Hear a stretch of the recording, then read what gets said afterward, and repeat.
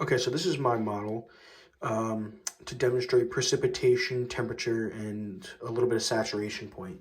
So I chose a sponge, and I chose a sponge just to show how things will build up. So when water vapor continuously builds up into clouds and the atmosphere, the precipitation, it has to come down eventually, and once it reaches its maximum point, it will begin to rain. So for my example, if you wet a sponge a lot,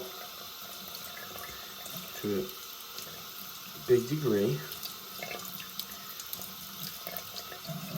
like a cloud, you squeeze it, it will come out.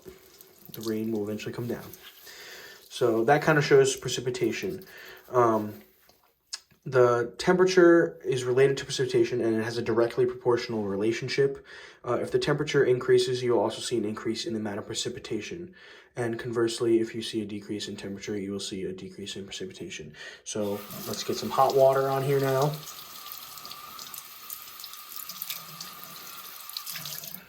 And even more rain comes out.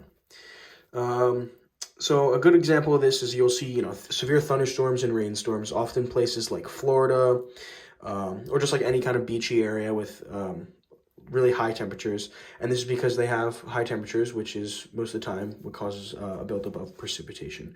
So like I also said, actually, I'll use some hot water for this.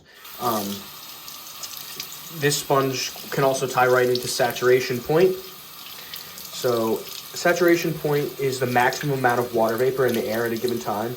And this is also directly related to temperature. So with our hot water, when the air temperature increases, the water vapor can remain in the air, which creates a saturation point. But when it goes over that,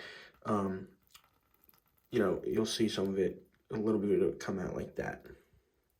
So that's my model, my sponge model on precipitation, temperature, and saturation point.